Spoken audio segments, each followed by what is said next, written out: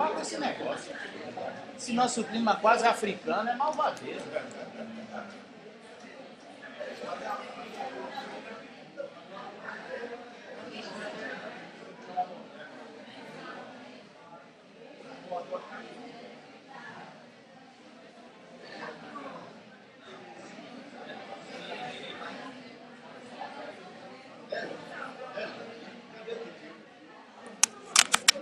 Ele estava atrás da gravata dele aí.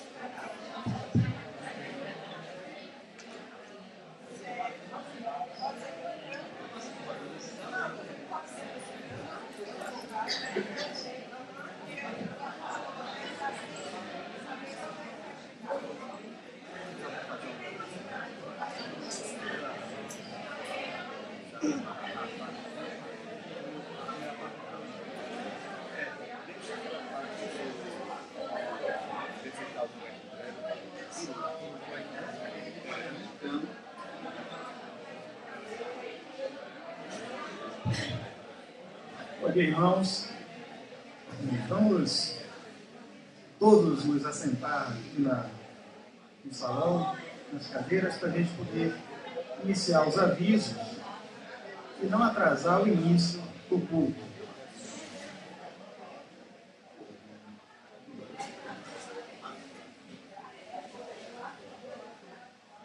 Pedir aos diáconos que orientem a congregação que venha sentar aqui na frente, para iniciarmos os avisos e não atrasarmos nada.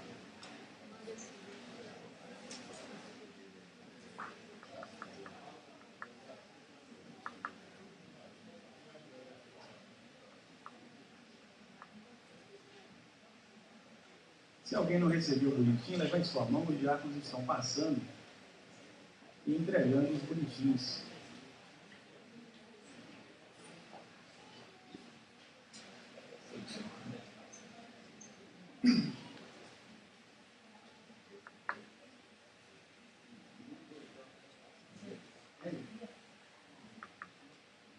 Inicialmente, bom dia a todos. Não sei se temos algum visitante hoje que esteja conosco pela primeira vez. Se há alguém que está nos visitando pela primeira vez, eu vou pedir que levante sua mão. Eline, seja bem-vinda, Eline. É de alguma igreja, Eline? Tá bom. Seja bem-vinda, viu? Deus esteja abençoando você aqui nessa manhã. Tem mais alguém que esteja nos visitando pela primeira vez? Pelo jeito não, né? Bom, todos estão com o boletim. Uma última chamada, se alguém não tiver, levante sua mão. É imprescindível que você tenha um boletim para acompanhar a leitura da Confissão de Fé Catecismo. Tem uma... Dona? Uma aqui sem boletim.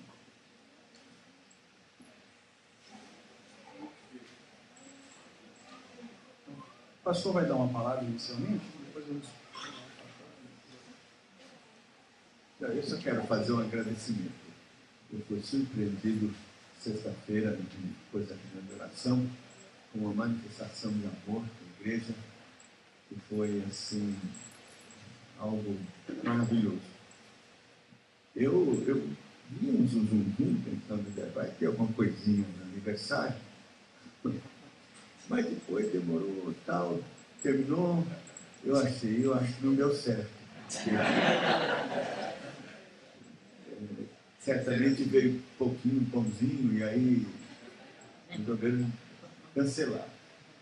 De repente, a mesa ficou cheia, foi uma coisa assim maravilhosa. E eu me lembro do aniversário que eu tinha ganho tanto presente.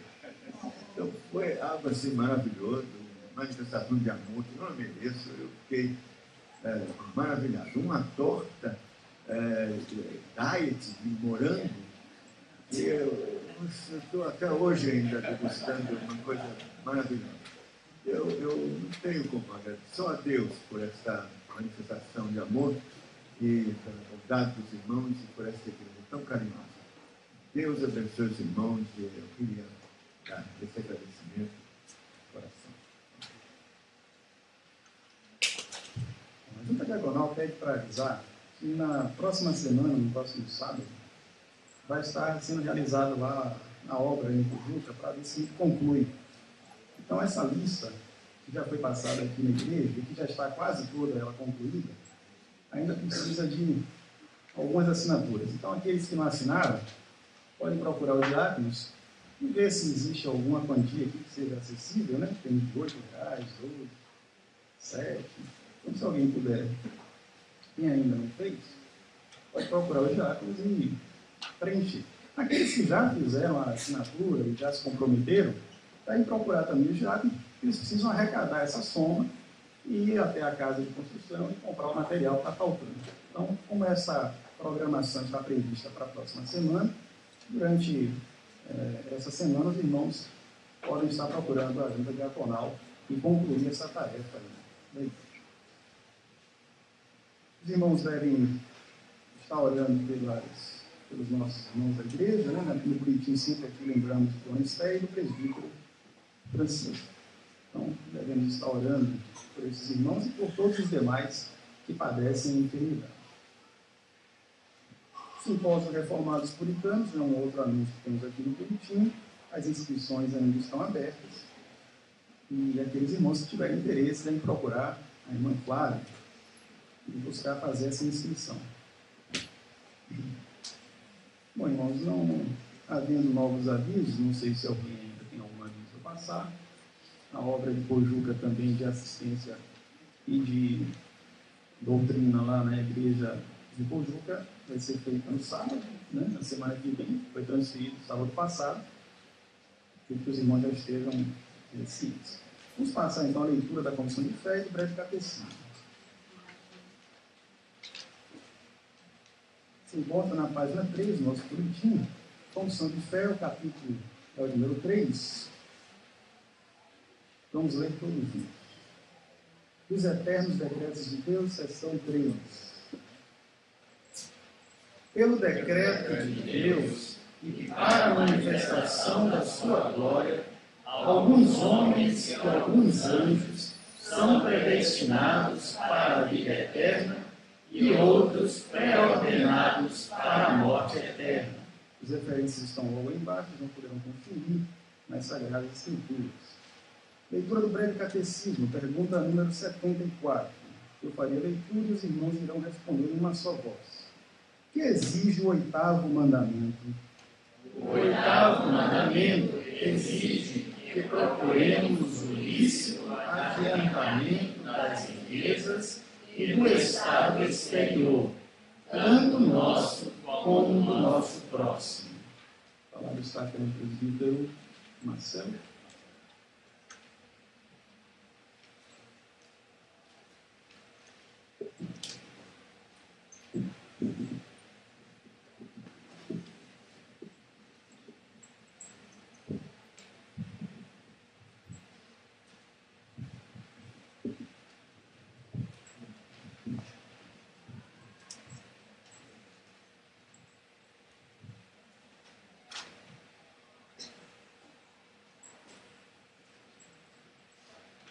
Irmãos, vamos nos preparar para o culto do nosso Deus, como desligar nossos celulares e qualquer outra coisa que possa dizer a nossa atenção neste momento de culto.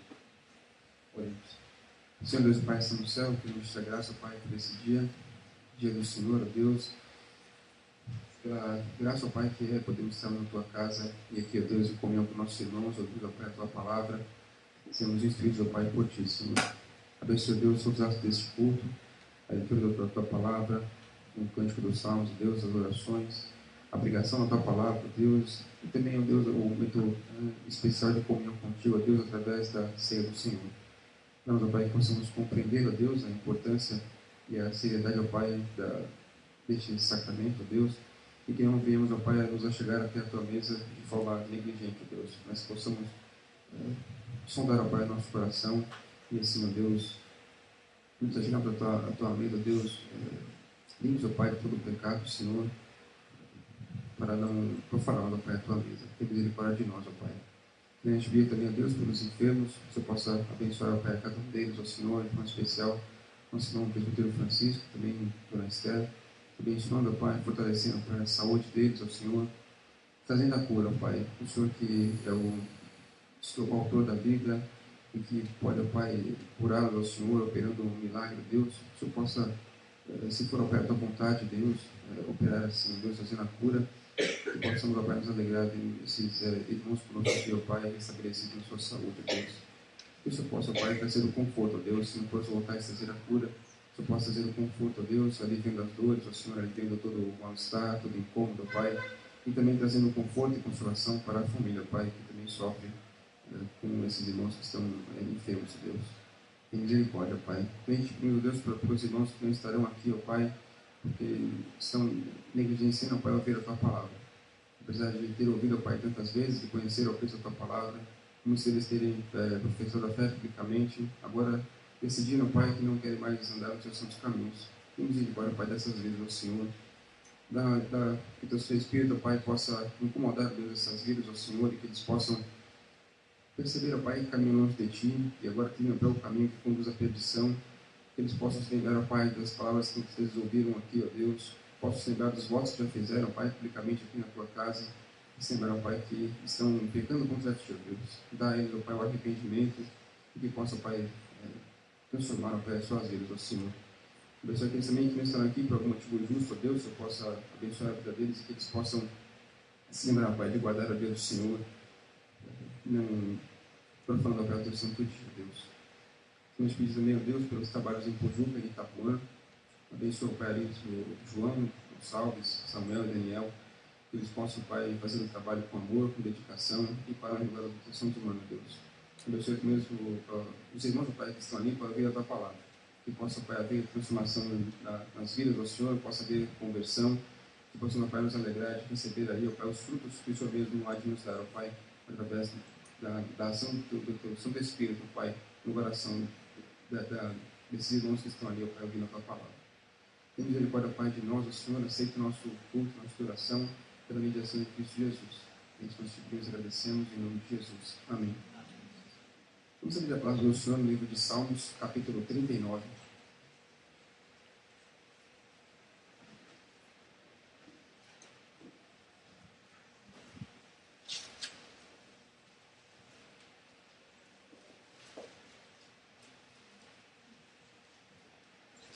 Salmo 39.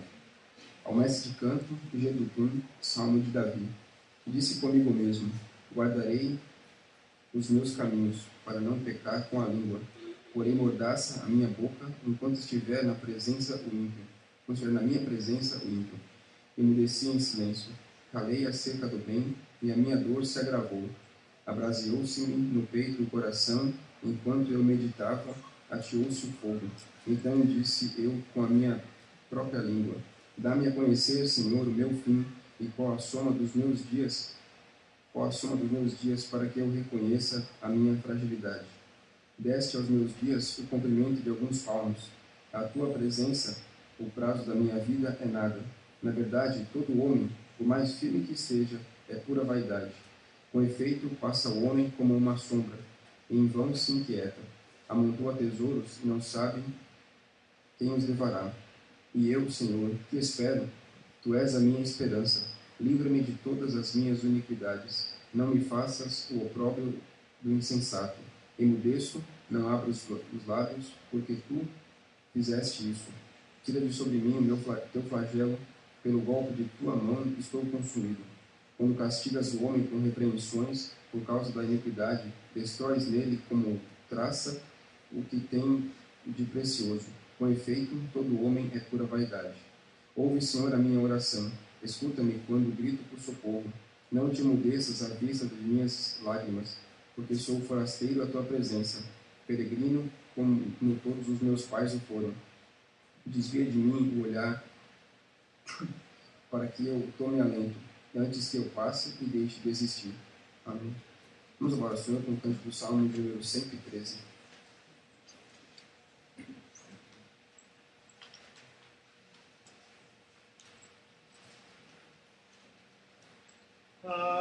Aleluia, servos cantai, louvai o nome do Senhor, bendito seja o nome de Deus, agora e para sempre, desde o nascente ao pôr do sol, bendito seja o seu nome.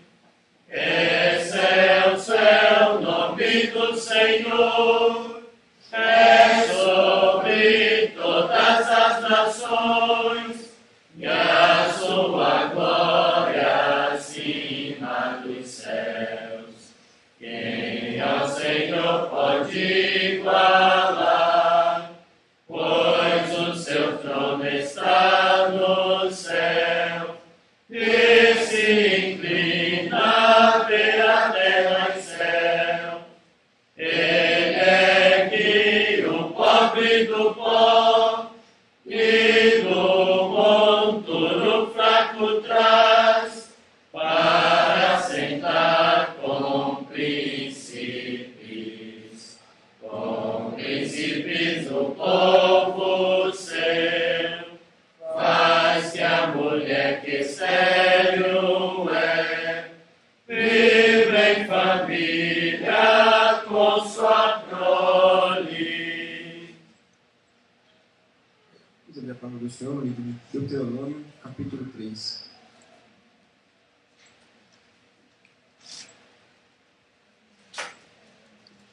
Leitura sequenciada do Antigo Testamento, livro de Deuteronômio, capítulo 3.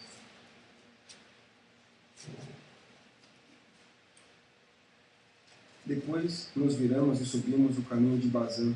Em Og, e Og, rei de Bazã, nos saiu ao encontro. Ele e todo o seu povo a peleja, em Edrei. Então o Senhor me disse: não temas, porque a ele e todo o seu povo e a sua terra dei na tua mão. Far-lhe-ás como fizeste a Seom, rei dos amorreus, que habitava em Esbom. Deu-nos o Senhor, nosso Deus, em nossas mãos também a Og, rei de Bazã, e a todo o seu povo, e ferimos-no até que lhe não ficou nenhum sobrevivente. Nesse tempo, tomamos todas as suas cidades. Nenhuma cidade houve que lhe não tomássemos. 60 cidades, toda a região de Argob, o reino de Og em Bazã. Todas essas cidades eram fortificadas com altos muros, portas e ferrolhos. Tomamos também outras muitas cidades que eram sem muros. Destruímos-las totalmente, como fizemos a Seom, rei de Esbom, fazendo perecer por completo cada uma das cidades com os seus homens, suas mulheres e crianças. Porém, todo o gado e o despojo das cidades tomamos para nós por presa. Assim, nesse tempo, tomamos a terra da mão daqueles dois reis dos amorreus que estavam da além do Jordão, desde o rio de Arnon até ao monte Hermon. Os sidônios a Hermon chamavam Sirion, porém os amorreus lhe chamam Senir. Tomamos todas as cidades do Planalto, e todo o Gileade, e todo o Bazã, até Salca e Edrei, cidades do reino de Og em Bazã. Porque só Og, rei de Bazã, restou dos Refaíns, e eis que o seu leito de ferro não está, porventura, em Rabá dos filhos de Amon, sendo de 9 côvados o seu comprimento e de 4 a sua largura, pelo côvado comum. Tomamos, pois, esta terra em possessão nesse tempo, desde Aroé, que está junto ao vale de Arnon, até a metade da região montanhosa de Gileade, com as suas cidades, dei aos Rubenitas e Gaditas. O resto de Gileade, como também em todo o Bazã, o reino de Og, dei a meia tribo de Manassés, toda aquela região de Argob, todo o Bazã, se chamava a terra dos Refaíns. Jair, filho de Manassés, tomou toda a região de Bazã e as aldeias toda a região de Argob, até o limite dos Gesuritas e Maacatitas, isto é, Bazã e as aldeias, chamou pelo seu nome, Avote Jair, até o dia de hoje, a Maquir, rei de Gileade. Mas aos Rubenitas e Gaditas, dei deste Gileade até o vale de Arnon, cujo meio serve de limite até o ribeiro de Jaboque e o limite dos filhos de Amon, como também a Arabá e o Jordão por limite desde Quinerete até o mar de Arabá, o mar salgado, pelas faldas de Pisga para o oriente. Nesse mesmo tempo vos ordenei, dizendo: o Senhor vosso Deus vos deu essa terra para a possuirdes. Passai, pois, armados, todos os homens valentes diante de vossos irmãos, os filhos de Israel, tão somente vossas mulheres e vossas crianças e vosso gado, porque sei que tendes muito gado, ficarão nas vossas cidades que já vos tenho tomado, já vos tenho dado, até que o Senhor dê descanso aos vossos irmãos, como a vós outros, para que eles também ocupem a terra que o Senhor, vosso Deus, lhes dá, da além do Jordão. Então voltareis, cada qual a sua possessão que vos dei.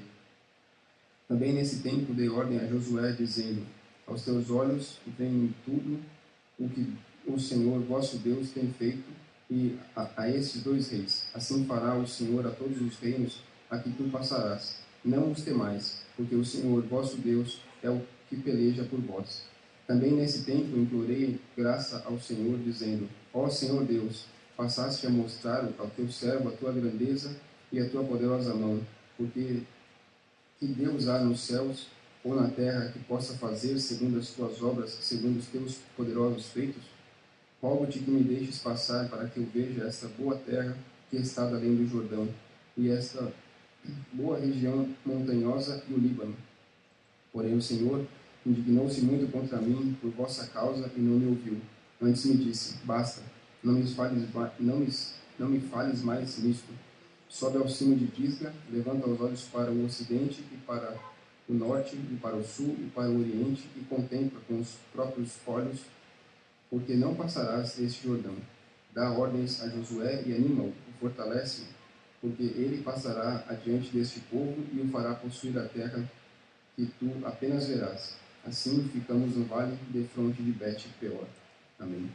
Vamos agora, Senhor, com o cântico do Salmo de número 114.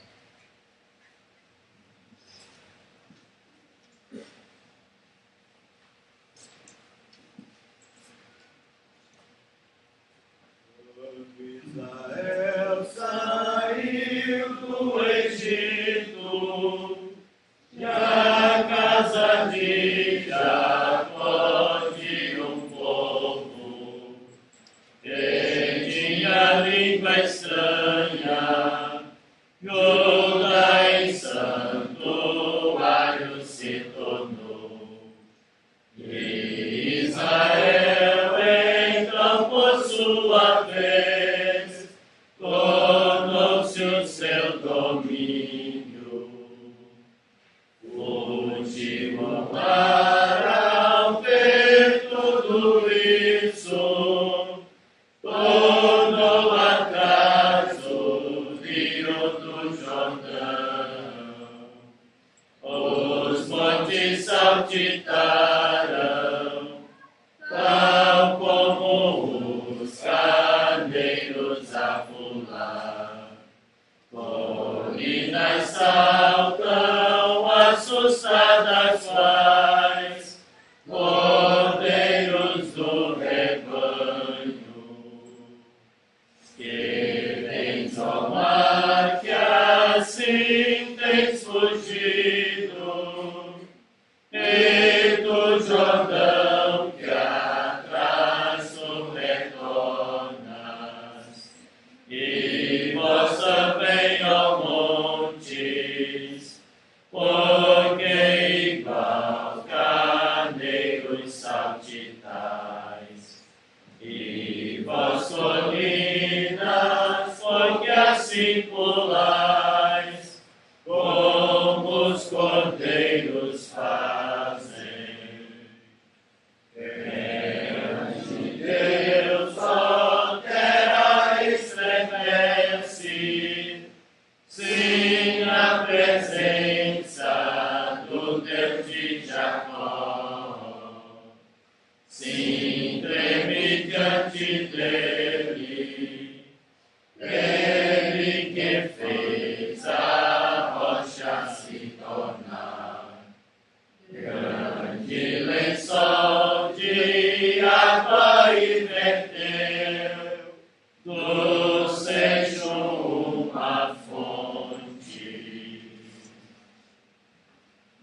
do Senhor, agora no Novo Testamento, livro de Mateus, capítulo 27.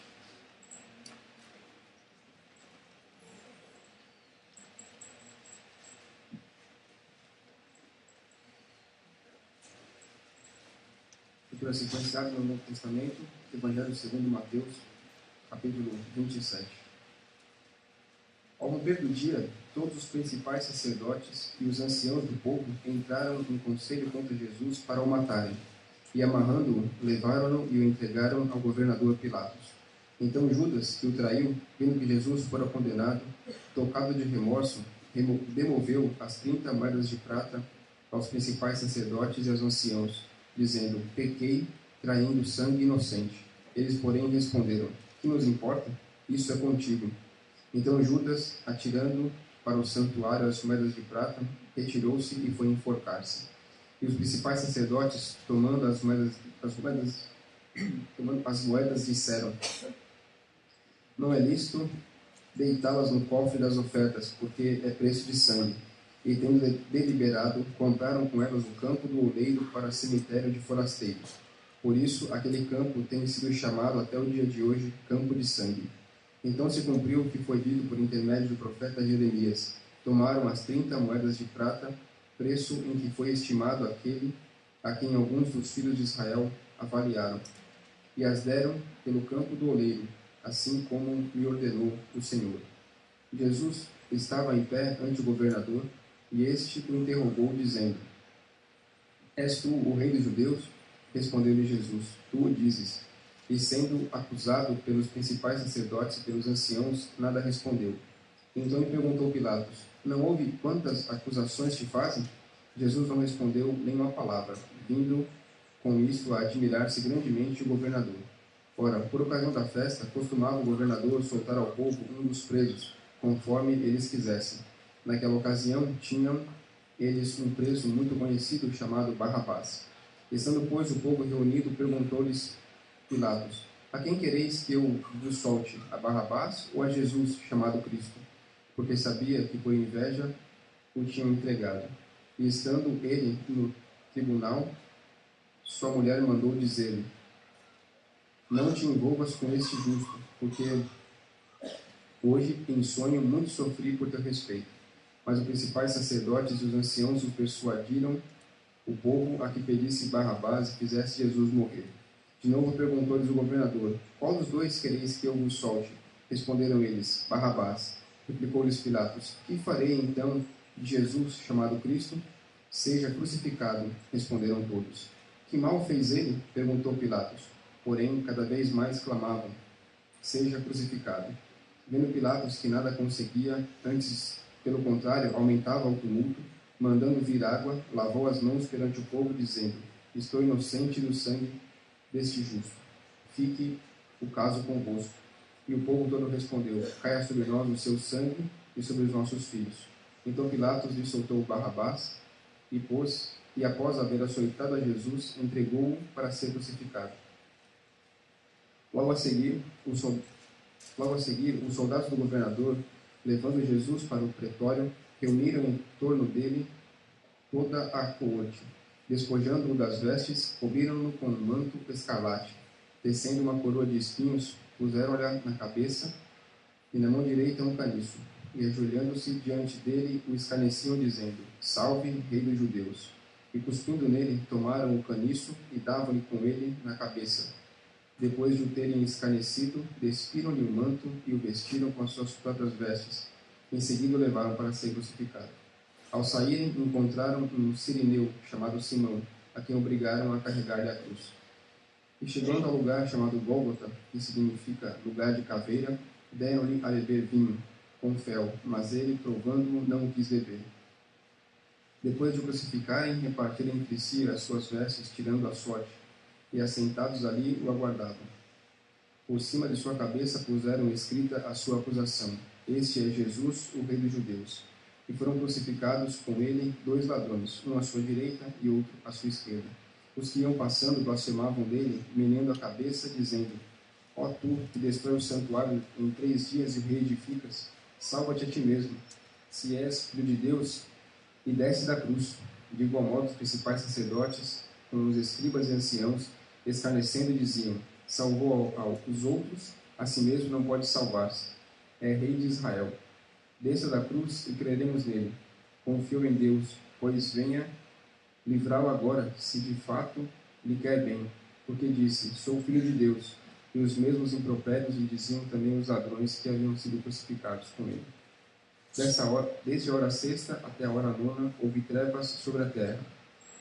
Por volta da hora nona, clamou Jesus em alta voz: Eli, Eli, lama sabachthani, que quer dizer: Deus meu, por que me desamparaste?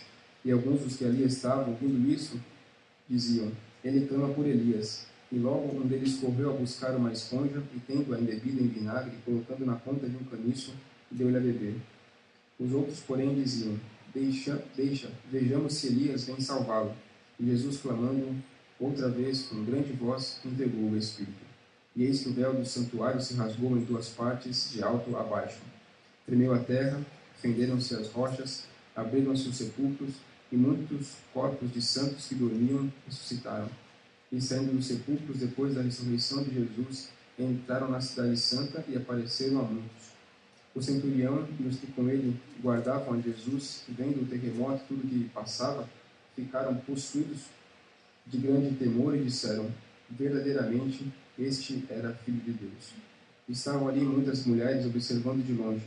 Eram as que vinham seguindo a Jesus desde a Galiléia para o servirem. Entre elas estava Maria Madalena, Maria mãe de Tiago, de José e a mulher de Zebedeu. Caindo a tarde, veio um homem rico de Arimateia, chamado José, que era também discípulo de Jesus. Este foi ter com Pilatos e lhe pediu o corpo de Jesus. Então Pilatos mandou que lhe entregar, que lhe fosse entregue. E José, tomando o corpo, envolveu-o num pano limpo de linho e depositou-o no seu túmulo novo, que fizera abrir na cova. E rolando uma grande pedra para a entrada do sepulcro, se retirou. Achavam-se ali sentadas em frente à sepultura Maria Madalena e a outra Maria.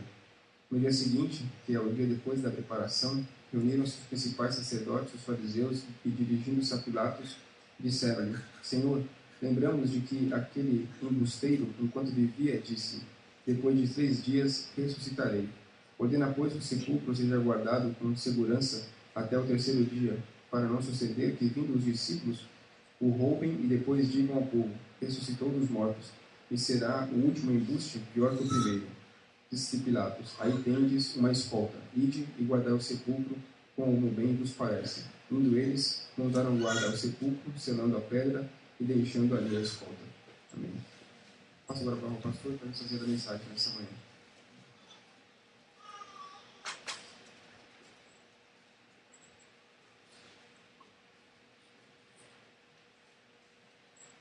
Irmãos, vamos abrir a santa palavra do Senhor, em Êxodo, no capítulo de número 20. Eu vou pedir que os irmãos, por gentileza, fiquem em pé. Nós vamos ler o verso 1 até o verso número 6. Êxodo 20. Então falou Deus todas estas palavras: Eu sou o Senhor teu Deus, que te tirei da terra do Egito, da casa da servidão. Não terás outros deuses diante de mim. Não farás para ti imagem de escultura, nem semelhança alguma do que há em cima nos céus, nem embaixo na terra, nem nas águas debaixo da terra. Não as adorarás, nem lhes darás culto, porque eu sou o Senhor teu Deus, Deus zeloso, que visito a iniquidade dos pais nos filhos até a 3ª e 4ª geração daqueles que me aborrecem, e faço misericórdia até 1000 gerações daqueles que me amam e guardam os meus mandamentos. Oremos. Senhor da glória, Deus gracioso, misericordioso e bom, Deus clemente, compassivo, que se arrepende do mal. Em nome do Senhor Jesus Cristo, o único mediador entre o Senhor e os homens, pela justiça dele, pelo sangue que ele derramou em propiciação do nosso pecado, clamamos, tem misericórdia de nós, perdoa-nos toda iniquidade, toda desobediência e transgressão dos teus mandamentos, de pensamentos, palavras e ações.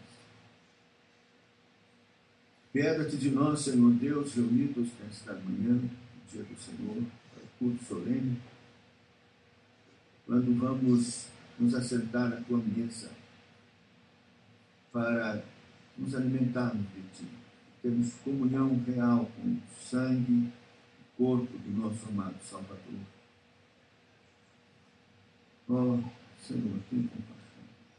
Habilita-nos por tua graça, fazermos isto, sermos grandemente abençoados. Fala-nos pela tua palavra, Senhor, agora, posição da mesma. Que teu Espírito possa nos ensinar, como o Senhor Jesus disse que ele faria. Sereis todos ensinados por Deus, dizendo ainda que ele nos guiaria toda a verdade. Nossa expectativa e esperança é que realmente ele faça isso. Nossa instrumentalidade nesta hora. E que, Senhor, tu possas operar pelo mesmo Espírito em cada coração, aplicando a palavra de Deus. Misericórdia, pedimos por aqueles que não puderam estar, por enfermidades ou outro motivo maior, que estão acompanhando pela internet. Visita-os também com tua graça e teu poder.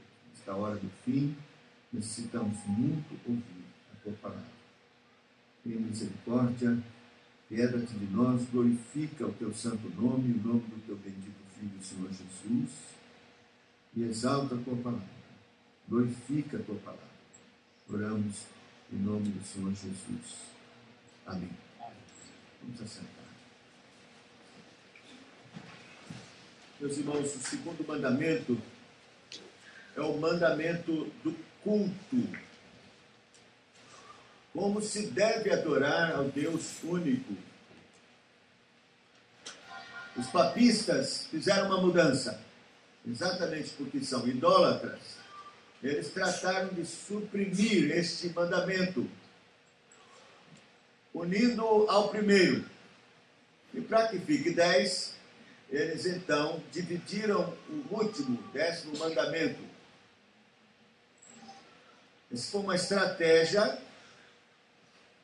maligna, evidentemente, para que ninguém prestasse atenção no que diz realmente o segundo mandamento. É uma falácia, porque, de fato, o segundo mandamento é absolutamente distinto do primeiro. O primeiro mandamento, não terás outros deuses diante de mim. E o segundo mandamento é como adorar esse único e verdadeiro Deus, de forma correta e que agrada a Deus. E o que é proibido fazer como culto e adoração. Nós teremos que tratar em 2 ocasiões este mandamento, porque em primeira parte vamos tratar da idolatria em si mesma, e na segunda parte, no próximo domingo, se o Senhor permitir, vamos tratar do culto em si mesmo. Meus irmãos, a idolatria é uma coisa horrorosa, odiada por Deus. É algo que Deus abomina terrivelmente.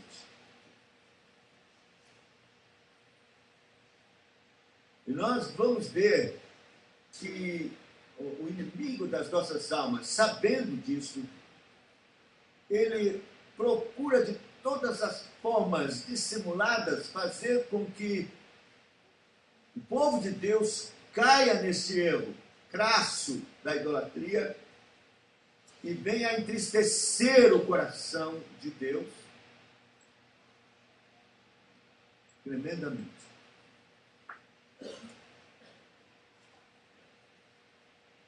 até mesmo nas revistas de Escola Dominical para Crianças,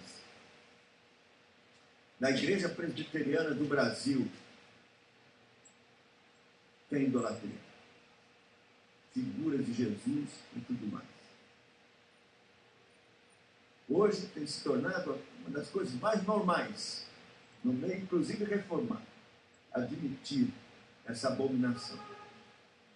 E nós gostaríamos, então, de ver isso hoje, de forma breve, evidentemente. Meus irmãos, a primeira coisa que nós percebemos neste mandamento que proíbe a idolatria é que Deus ensina que a adoração é essencialmente espiritual. Ela não é carnal. Ela é espiritual.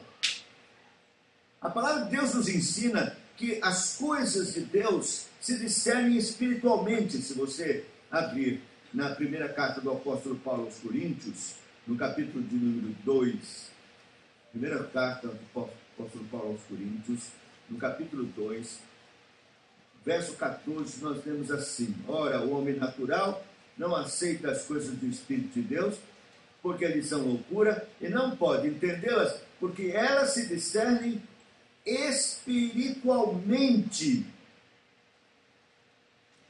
Veja, não pode entender as coisas de Deus, isso parece loucura.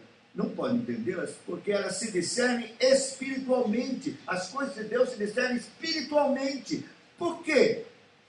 Porque Deus é espírito. Deus é espírito. E, portanto, tudo que diz respeito a Deus, as coisas de Deus, são essencialmente espirituais. Não podem ser carnais. A adoração tem que ser essencialmente espiritual. O Senhor Jesus,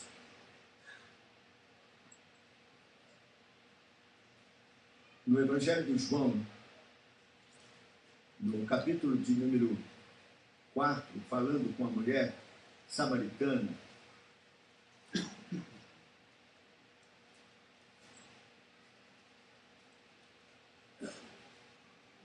evidentemente admitindo que muitas coisas no culto do Antigo Testamento tiveram que ser visíveis, porque eram tipos da vinda dele. No culto cerimonial, muita coisa era visível. Contudo, agora que ele se manifesta e se apresenta na plenitude dos tempos, ele então mostra que este culto seria abolido e que outro culto, essencialmente espiritual, iria permanecer. João 4, verso 23, nós vemos assim: mas vem a hora, e já chegou, quando os verdadeiros adoradores adorarão o Pai em espírito e em verdade, porque são estes que o Pai procura para seus adoradores. De modo que o nosso culto tem que ser essencialmente espiritual. Nós temos duas manifestações visíveis do culto reformado hoje, que é a Santa Ceia e o batismo. Nós podemos ver o Evangelho na Santa Ceia e no batismo.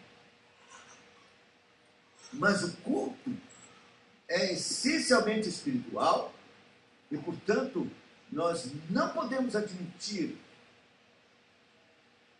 nada que seja visível carnal, porque o culto é essencialmente espiritual, porque Deus é espírito. Então, toda imagem ou toda tentativa de transmitir alguma mensagem espiritual através de uma imagem, quer esculpida, quer desenhada, vai comprometer esta mensagem que é essencialmente espiritual. Vai distorcer a verdade, detratar a verdade. Portanto, ela deixará de ser verdade em si mesma, se tornando, na verdade, uma mentira. Se nós abrirmos dois textos que eu quero que os irmãos vejam comigo, um texto é em Abacuque, no Abacuque, capítulo 2, versículo 18, nós lemos assim: que aproveita o ídolo, visto que o seu artífice o esculpiu, e a imagem de fundição, mestra de mentiras, para que o artífice confie na obra, fazendo ídolos mudos. Veja, mestra de mentiras. Então, um ídolo ou uma figura, uma imagem, vai ensinar mentira. A verdade pretendida ser ensinada através de ídolo ou de figura se tornará numa mentira, porque ela distorce a verdade e detrata a glória da verdade. Portanto, o ídolo vai comprometer a verdade, a mensagem vinda por ela se tornará mentira. Então, a figura de Jesus no livrinho da escola dominical é um anúncio mentiroso para as crianças de quem realmente é Jesus Cristo. Ou qualquer outra figura. Mesmo a pomba, no símbolo da igreja presbiteriana, é totalmente errado e compromete a verdade do Espírito Santo. Por isso que o nosso catecismo, pergunta 109, diz claramente que não é para fazer imagem ou representação de nenhuma das pessoas da Trindade. Eles estão certos, porque é assim que a Bíblia ensina. Em Romanos, no capítulo 1 de Romanos, verso 25, foi o que aconteceu com esses homens que foram condenados, inclusive receberam uma punição terrível de se exporem ou serem entregues à desonra pelo homossexualismo, por causa da idolatria. O verso 25 diz: pois eles mudaram a verdade de Deus em mentira, adorando e servindo a criatura em lugar do Criador, o qual é bendito eternamente. Amém. Então, percebemos que toda a tentativa, ou desculpa, ou argumento para se usar uma imagem ou figura para transmitir uma verdade está absolutamente comprometida e condenada pelas Escrituras, e comprometida porque vai distorcer a verdade de Deus. E também vai anunciar uma mentira.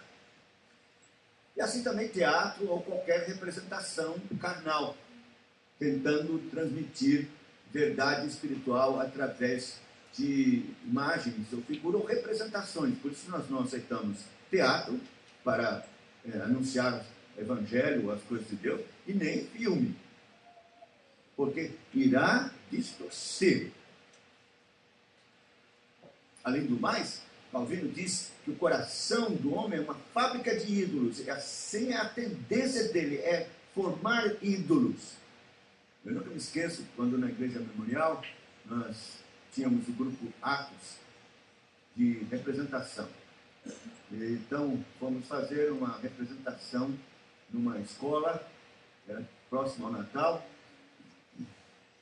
e eu iria pregar. E então foi feito o presépio lá, e era um boneco, a manjedoura, e as crianças todas sentadas lá esperando. Aí começa a entrar os personagens.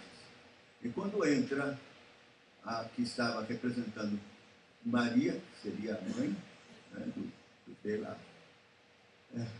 e ela entra por meio, as crianças queriam tocar nela, estava toda aparatada, vestida com aquela roupa de uma judia daquela época, com aquele véu na cabeça. Então, as crianças queriam tocar nela. Uma sofreguidão. Por causa da idolatria no coração deles. Então, ele está tentando mostrar uma verdade, o que incitou, na verdade, não foi uma verdade, mas a mentira que já estava no coração deles. Eu me lembro, eu nunca me esqueço disso. E vi claramente que não era esta a forma correta. Meus irmãos, a forma correta de ministrar a verdade de Deus é uma só, a sua palavra, a pregação. A fé vem pelo ouvir e ouvir a pregação. E é tão exclusivo isso que o texto chega a dizer: como ouvirão se não há quem pregue? Sim, não tem quem pregue, mas tem quem faz teatro, tem quem cante, tem quem representa e faz um filme. Não! Se não houver quem pregue, não irão ouvir. Como ouvirão se não há quem pregue? Este é o método de Deus para se transmitir a verdade sem distorcê-la. Pregação da palavra de Deus. É assim que eles irão ouvir Cristo. Isso é o que está nas Escrituras. Não é invenção dos reformadores. Os reformadores simplesmente abandonaram todas essas invenções carnais, humanas, idólatras e vieram para as Escrituras. E é isso que aprendemos da palavra de Deus. A segunda coisa que vemos é que Deus abomina a idolatria porque é impossível representar de um modo visível a divindade. É engraçado que até reformadores, pessoas reformadas, importantes, ilustres, defendem a figura de Jesus nas revistas de escola dominical, porque dizem: não, afinal de contas, nós precisamos imprimir na mente das crianças a humanidade de Cristo. Ele foi humano, carne e osso. Então elas precisam aprender isso, elas precisam ver, olhando para a figura, elas vão ver, era um homem.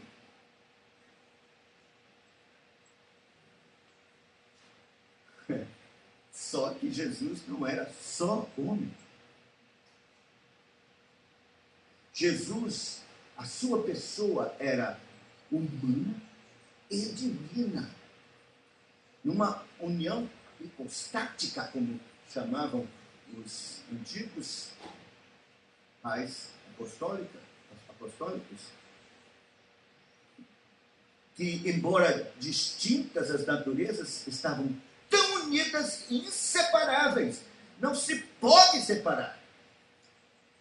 Isso foi estabelecido no concílio do século II, chamado Concílio Ecumênico de Calcedônia, por causa dos docetistas. O que é que diziam os docetistas? Os docetistas faziam o contrário de hoje. Os docetistas diziam: não, ele não tem corpo humano, não. Ele só é Deus. E isso que vimos, ou que as pessoas viram, era um fantasma. Parecia corpo humano, mas não era. Porque eles vinham do gnosticismo, e todo o corpo de matéria é má, matéria é coisa má. Então, eles não podiam admitir que Jesus tivesse corpo. Isso chamava-se docetismo, da palavra grega dokel, que quer dizer parece. Então, eles negavam a humanidade de Cristo, só afirmavam a sua divindade. Hoje, os docetistas modernos querem anular e comprometer a divindade de Cristo. E querem, então, só que fique bem firme a humanidade. E sacrificam a divindade pela humanidade. Porque não pode representar a divindade num desenho. Primeiro porque ninguém sabe como Jesus era. Então, a figura será uma invenção da imaginação do homem. E segundo, mesmo que fosse uma representação exata de como era Jesus, aos olhos, não se está representando a divindade, jamais poderão fazê-lo por tinta e papel. Jamais ninguém pode representar a divindade. Então, qualquer representação de Cristo será mentirosa, falsa, e detrata o Senhor da sua divindade. É por isso que a palavra de Deus não tem nada de figura e nem Deus deixou que se considerasse Cristo segundo a carne, porque, no sentido de aparecer alguma figura, porque não se pode representar a divindade.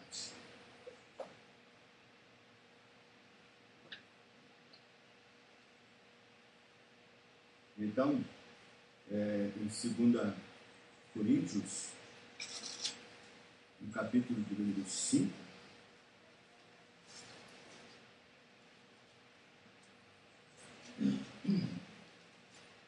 verso de número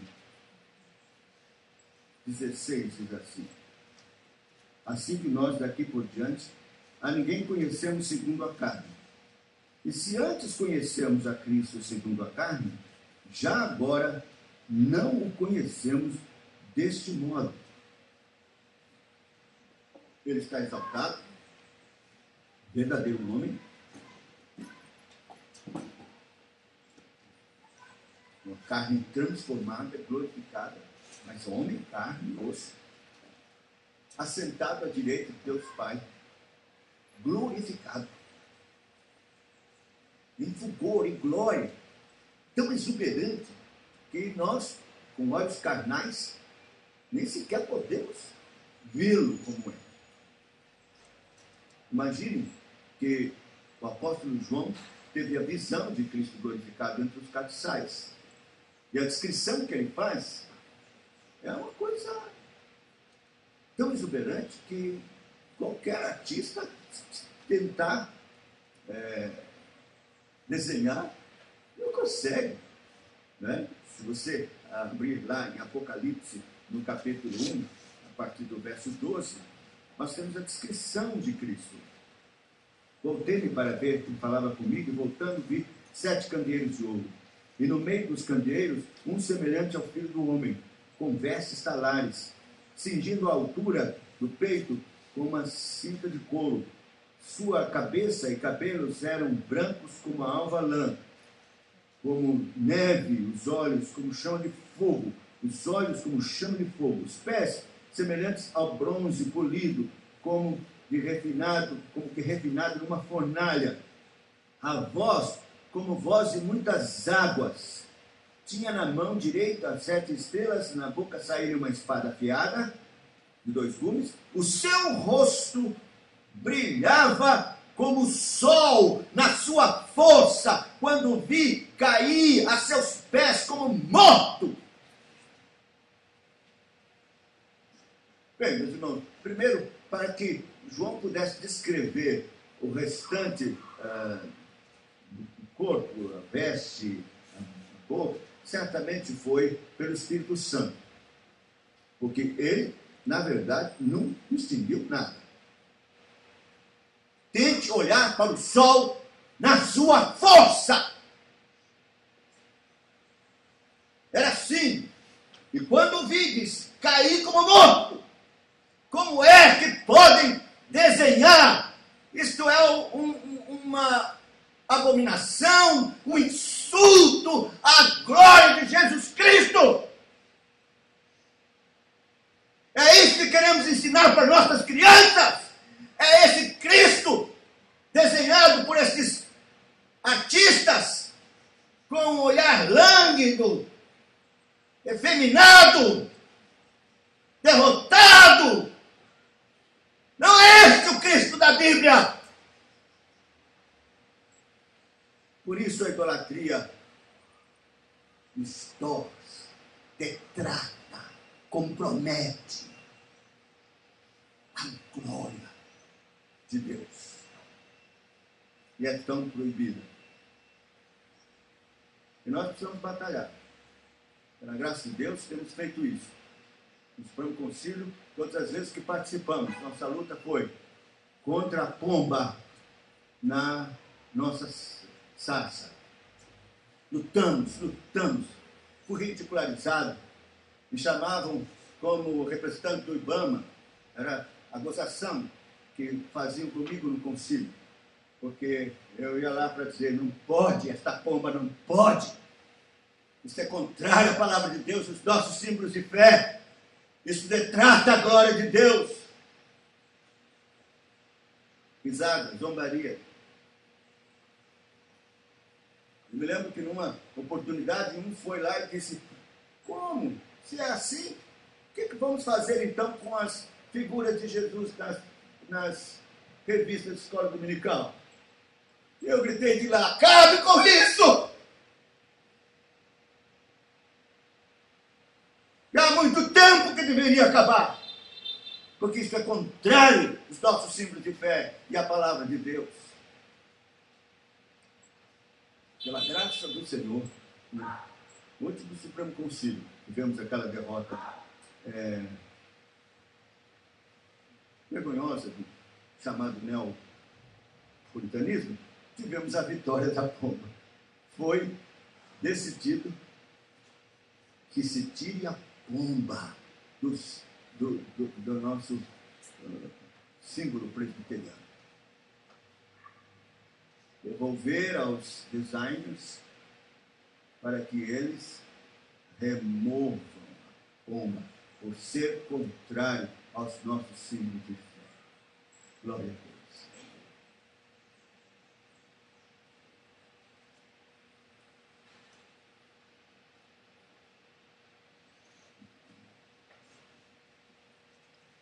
Portanto, meus irmãos, cai por terra todo o argumento católico da docência. É importante isso para ensinar os indoutos e as crianças. Cai por terra.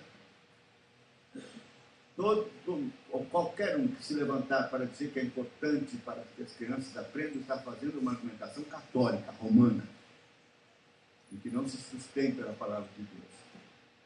E por último, os abomina a idolatria porque vemos claramente no texto que Deus adiciona razões sérias de juízo a quem desobedece esse mandamento. Meus irmãos, o texto diz claramente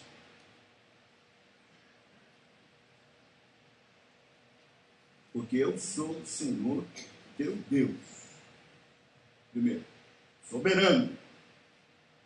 Sou eu que estou dizendo, sou eu que estou mandando, essa é a minha vontade.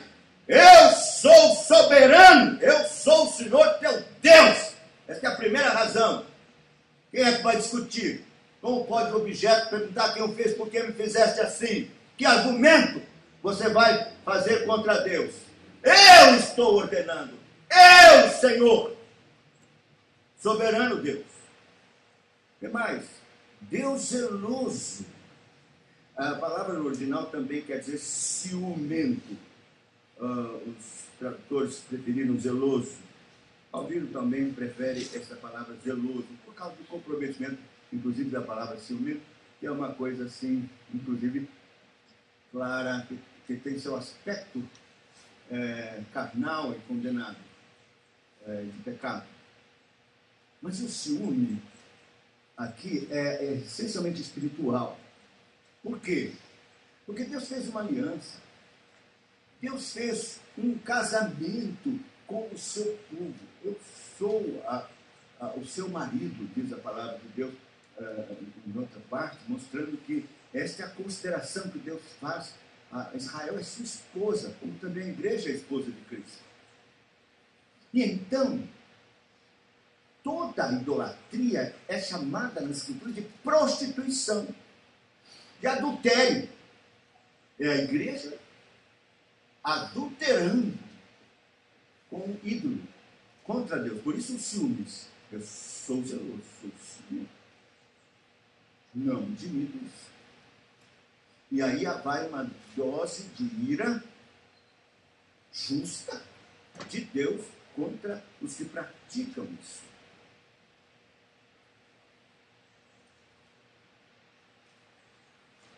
É praticar prostituição e adulterar contra Deus. E ele diz que visita a iniquidade dos pais dos filhos até a 3ª e 4ª geração daqueles que me aborrecem.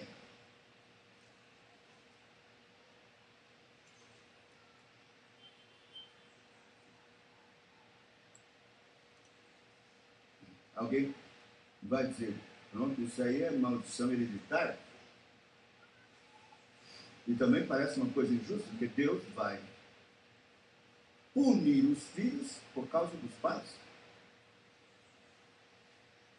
Mas Deus já disse que não faz isso. Deus não faz isso. Deus não é injusto de punir os filhos por pecados dos pais.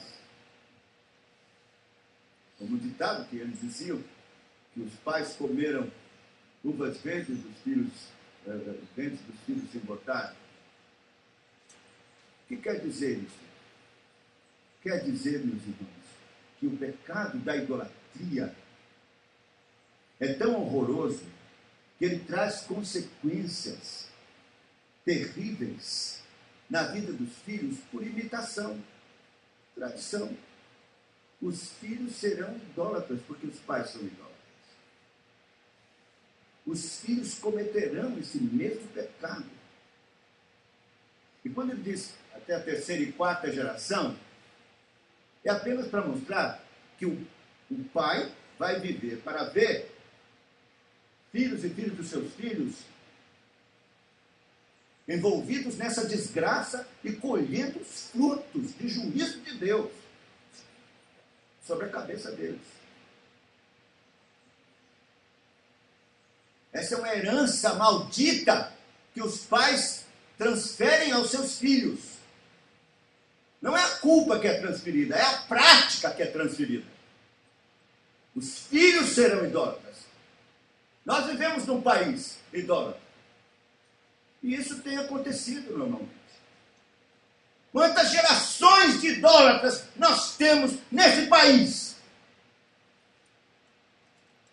As crianças nascem, é assim que aprendem, é assim que são ensinadas, é assim que vêm seus pais e se tornam idólatras. E então se casam e geram filhos que vão aprender a ser idólatras. E assim a maldição de Deus, de fato, está sobre eles, não por transmissão genética, por uma maldição hereditária, mas por uma maldição de tradição, que aprenderam assim. E recebem o juízo de Deus. É uma desgraça. Muito triste. Porque, meus irmãos, as consequências disso na vida e na cultura é triste, vergonhoso. Nós podemos ver isso com os nossos próprios olhos. Não é um país atrasado, não é um país que não progride culturalmente, fundado em superstição por causa da idolatria. Mas o Senhor, por outro lado, diz que faço misericórdia até 1000 gerações daqueles que me amam e guardam os meus mandamentos. Que promessa maravilhosa! Que promessa maravilhosa! E nós podemos, então, batizar nossos filhos e saber que a misericórdia de Deus, como promessa, está sobre a vida deles. Porque Deus nos livrou da idolatria e nos ensinou um culto em espírito e em verdade, nos ensinou a odiar a idolatria, a aborrecê-la, e nós podemos confiar que a bênção de Deus estará sobre a nossa vida, com misericórdia, e sobre a vida dos nossos filhos.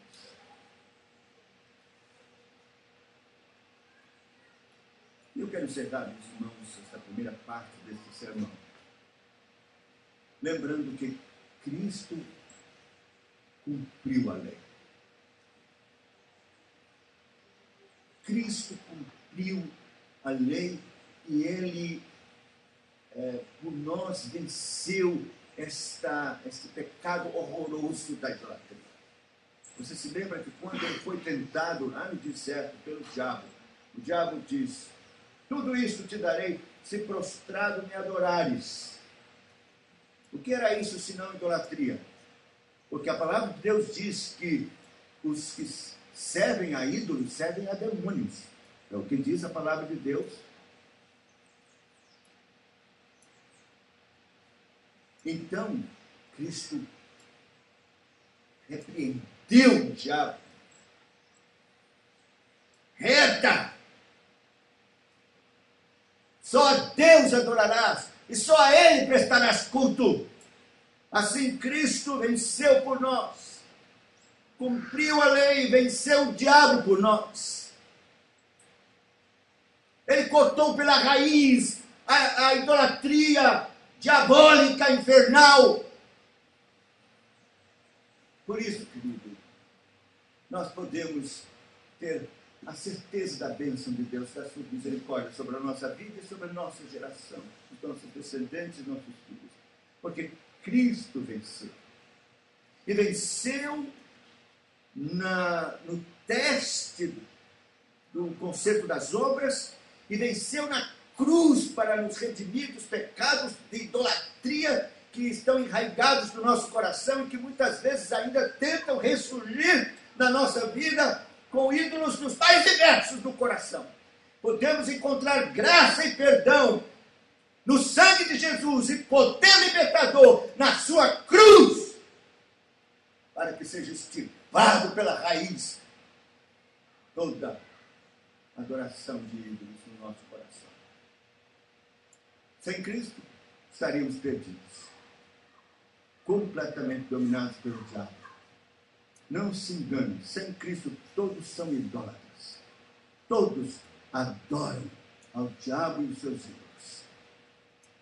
Em Cristo, estamos livres da idolatria. Os nossos filhos também. Perdoados pelos pecados pela idolatria. Portanto, sem Cristo, você está ainda escravizado à idolatria. Sem Cristo, você é idólatra, pelo menos de você mesmo. Porque você está disposto a obedecer a você, a sua vontade.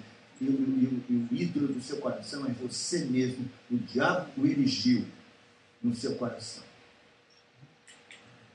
Venha a Cristo. Entregue-se a Ele. Para que você receba perdão e libertação de todos os ídolos. E possa, livre desta abominação, adorar a Deus em espírito e verdade. E a bênção e a promessa da misericórdia estarão sobre a sua vida, sobre os seus descendentes. Que Deus nos abençoe. Nós vamos cantar, meus irmãos, o Salmo 23. Enquanto cantamos este salmo,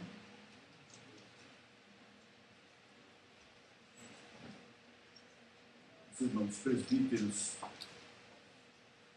tomarão o seu lugar e os diáconos servirão a mesa.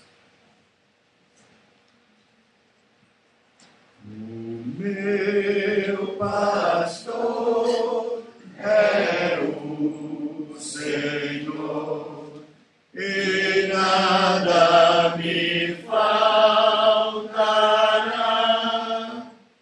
Em pastos verdes faz-me deitar, as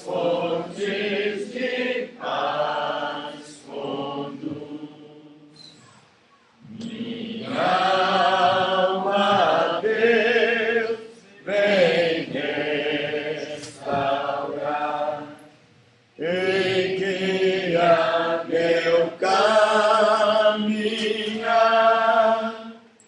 por justas veredas faz-me andar, por causa do nome seu.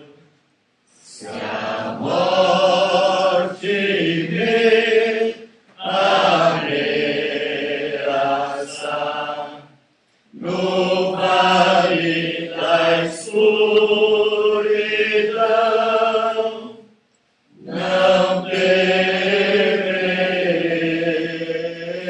mal nenhum, pois tu comigo estás.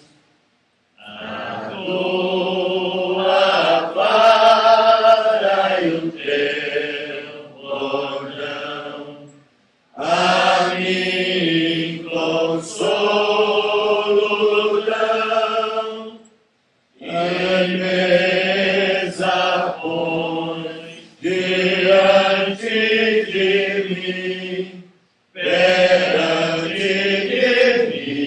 inimigos meus. Com olho à fronte unges-me, transborda o copo meu, bondade tua e compaixão, deveras me seguirão. Sim, todos os dias me seguirão,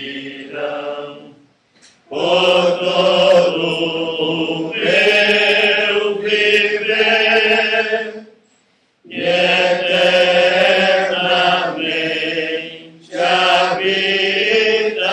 habitarei na casa do Senhor. Ensino do apóstolo Paulo, do Espírito Santo, sobre esse momento tão especial na vida da igreja. Se encontra na primeira carta aos Coríntios, no capítulo de número 11, a partir do verso de número 23. Porque eu recebi do Senhor o que também vos entreguei.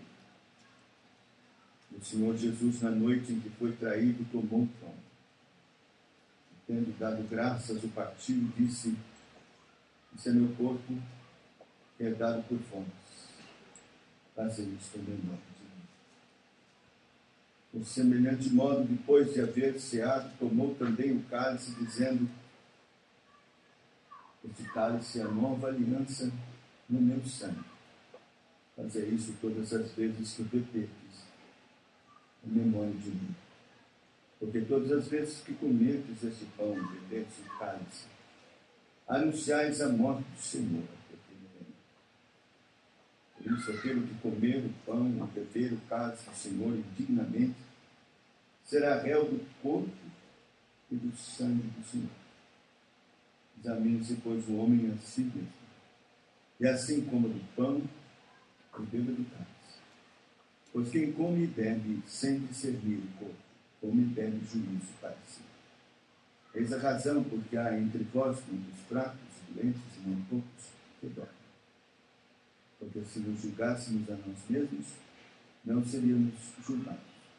Mas quando julgados, somos disciplinados pelo Senhor, para não sermos condenados com o mundo. Assim, pois, irmãos meus, quando vos reunis para comer, esperai uns pelos outros. Se alguém tem fome, come em casa, a fim de não vos reunirdes para juízo. Quanto às demais coisas, eu as ordenarei quando for ter convosco. Senhor, agradecemos pela tua palavra. Te ouvimos pela pregação e agora vida sobre esse momento tão esperado, tão gostoso, tão maravilhoso que o Senhor nos dá em nossa vida cristã. Queremos agora pedir que a tua palavra seja aplicada em nosso coração, de modo que tenhamos temor, reverência, grande consideração por esta mesa, pelo que ela significa e anuncia morte de nosso Salvador, seu corpo partido, seu sangue derramado por nós, a remissão dos nossos pecados, redenção. E também pelo que o Senhor promete quando participamos de ser mímico, que é verdadeira comunhão com o corpo e com o sangue do Senhor. E assim sermos alimentados de Cristo. Tem misericórdia, perdoa os nossos pecados e abençoa-nos em nome do Senhor Jesus. Amém. Amém. Vamos nos sentar. Meus irmãos, nós nunca podemos nos acostumar com a ceia do Senhor. É um pecado fazermos isso. Muito grande. Porque esse é o momento que Deus nos concedeu e que é sempre novo. Porque a promessa de Deus é que pelo Espírito Santo, a ação do Espírito Santo, ao participarmos dessa mesa, nós sejamos levados a ter um encontro real, verdadeiro, com o Senhor Jesus crucificado, está vivo. Assim, é novo, é um momento glorioso, um momento muito especial. Não significa que você tem que ver anjos, visões, ou ter um forte sentimento. Porque nós vamos participar disso pela fé. Mas, certamente, isso vai nos dar grandes benefícios espirituais, incalculáveis, inimagináveis, indescritíveis. Você pode crer nisso de todo o coração.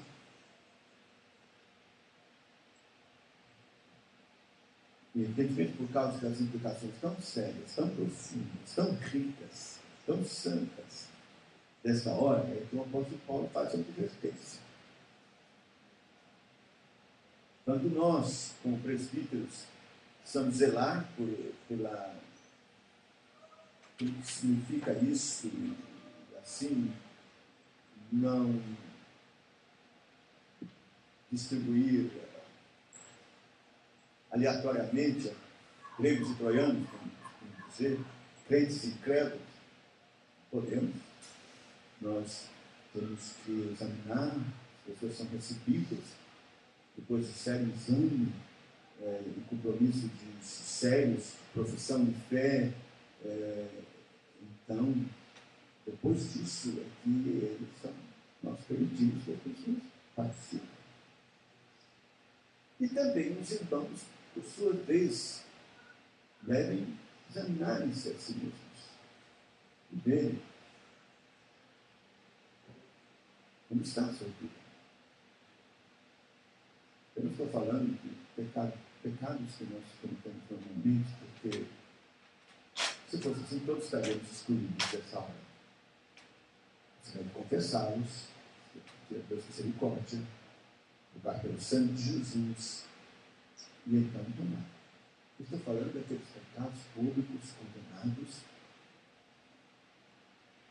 e que você sabe que precisa de disciplina, e então você não deve tomar. Você deve procurar as autoridades da igreja com arrependimento mínimo, para que você passe pelo processo de disciplina para ser restaurado. Porque se não fizer isso, e comer, come para a condenação. De modo que nesta hora, como ministro do Senhor, do Evangelho, eu convido a todos os irmãos que estão aqui, membros desta igreja em plena comunhão, ou membros de outra igreja evangélica, sua irmã em plena comunhão. Para participar desta mesa. Os demais que não professaram a fé, ou que não estão em condições, devem ser preferidos mesmo. Isso não é falta de educação. É algo necessário para que você sinta: eu estou fora e preciso entrar para a família de Deus. Eu estou perdendo. Eu estou desprezando uma coisa que é tão gloriosa e extraordinária.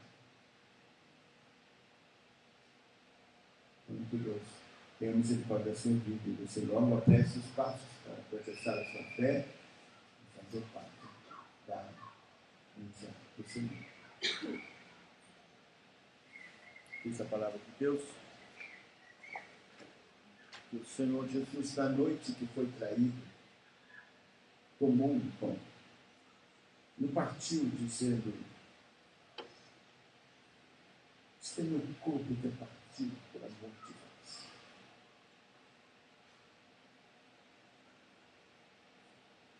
Comei dele todos. Fazer isso em memória.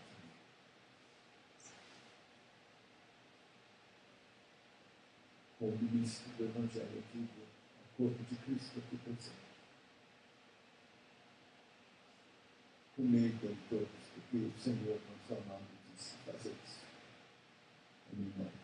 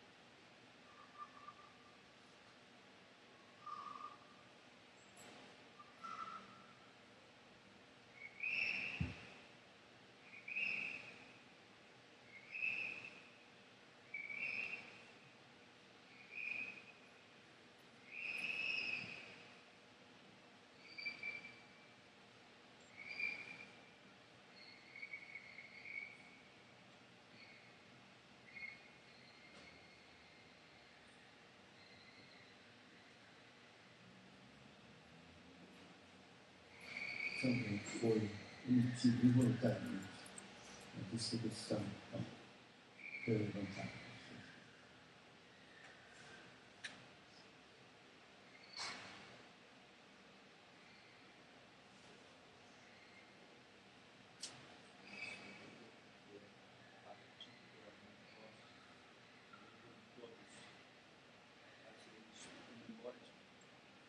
Todas as vezes que comemos esse pão, anunciais a morte do Senhor até que ele venha.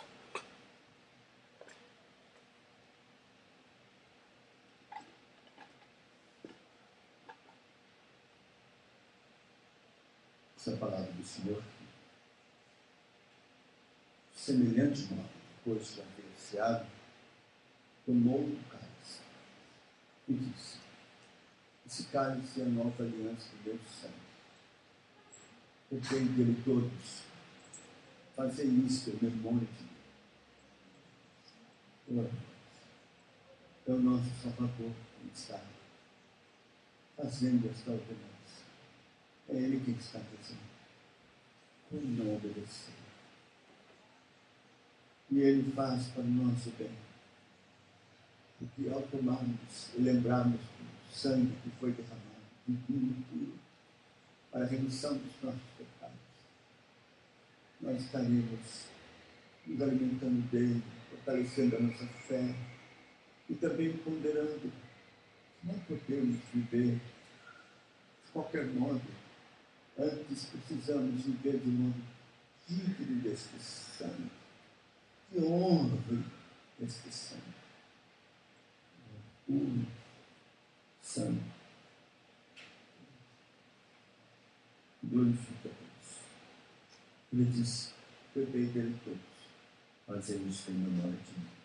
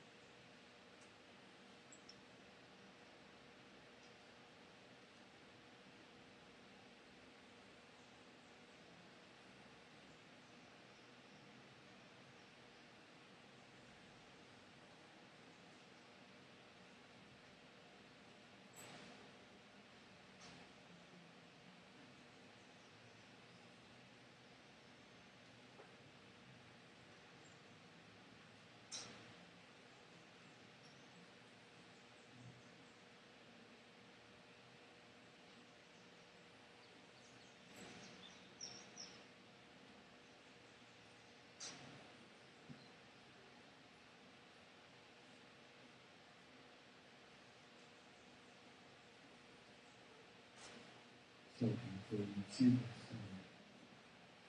foi tomado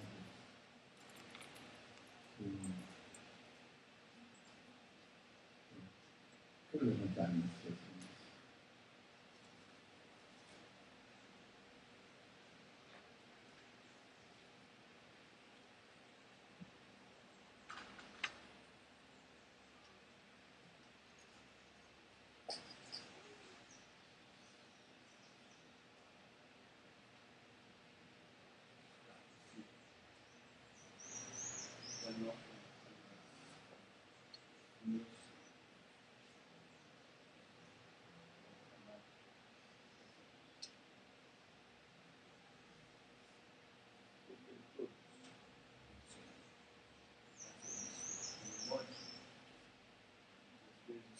Beber deste cálice, já essa noite.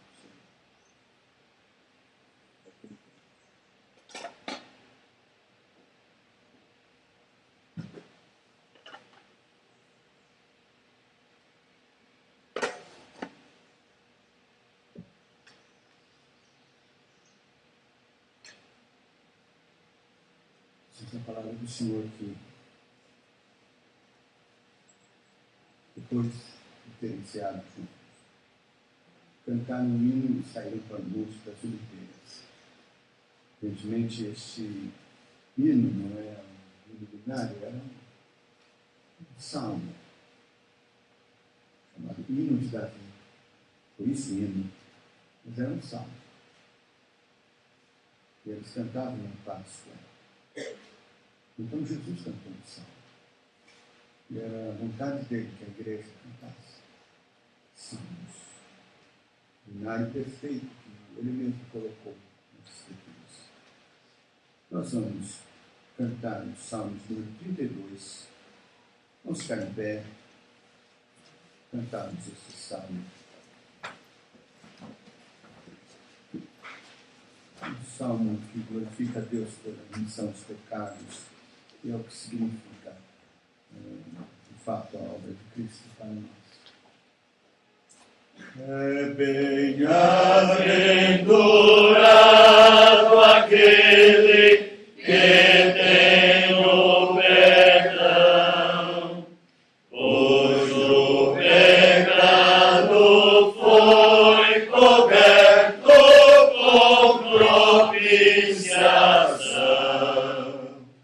Feliz aquele que o Senhor não tem por transgressor, não atribui pecado algum, nem dolo se achará. Enquanto a ti não confessei o meu pecado atroz, meus ossos dentro em mim ficarão a envelhecer. Pois dia e noite eu gemi, opresso por tua mão, e o meu vigor se esvaziou, qual grande sequidão. Então a ti eu confessei o meu pecado e não deixei oculto mal algum, e teu perdão ganhei. Fiéis a ti suplicarão em tempo de te encontrar, e as muitas águas que virão não os atingirão. Tu és esconderijo meu, do mal me livrarás. Com júbilo de salvação me cercas, ó Senhor. A instrução em que te dá também te ensinarei, para andares ante mim, conselhos te darei. Não queiras como a mula ser, que só a força vai, em sendo assim muito sofrer, o ímpio curtirá.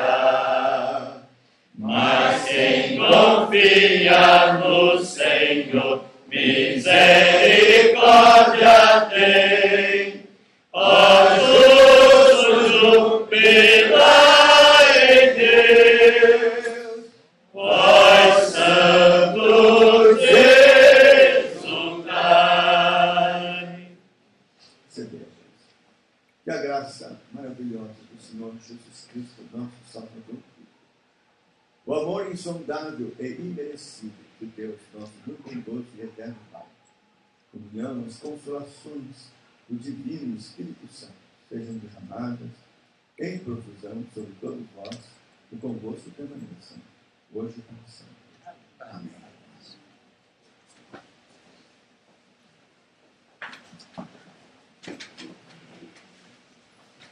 Graças a Deus. Antes de nos despedirmos dos irmãos, quero apresentar estes 3 livrinhos. O Quase Cristão, George Whitefield. É uma mensagem muito séria, porque muitos podem pensar que, bom, eu estou quase lá, falta pouco, mas então não é.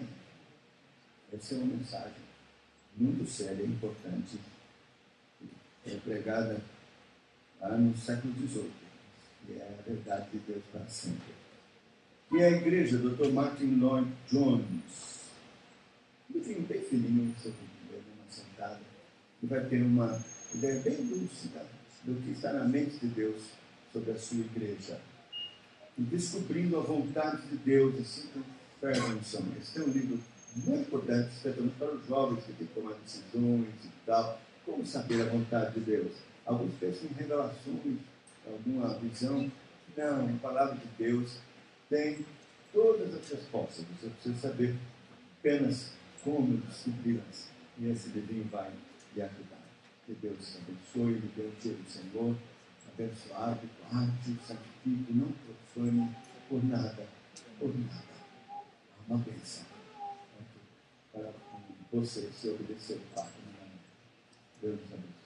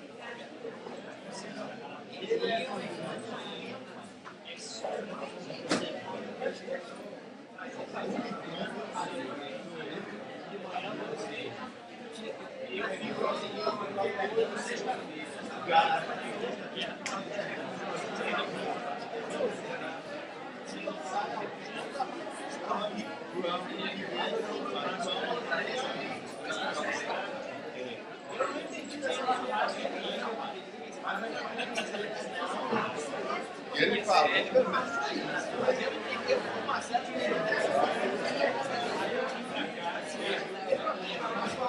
Prevalece o entendimento também. Não, prevalece o entendimento.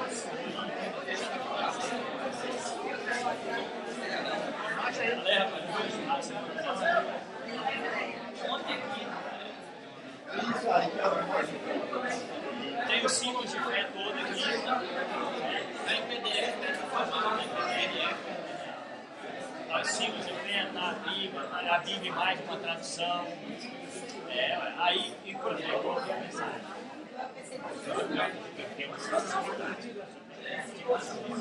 Comenta tentando convencer seu Jorge que é melhor usar o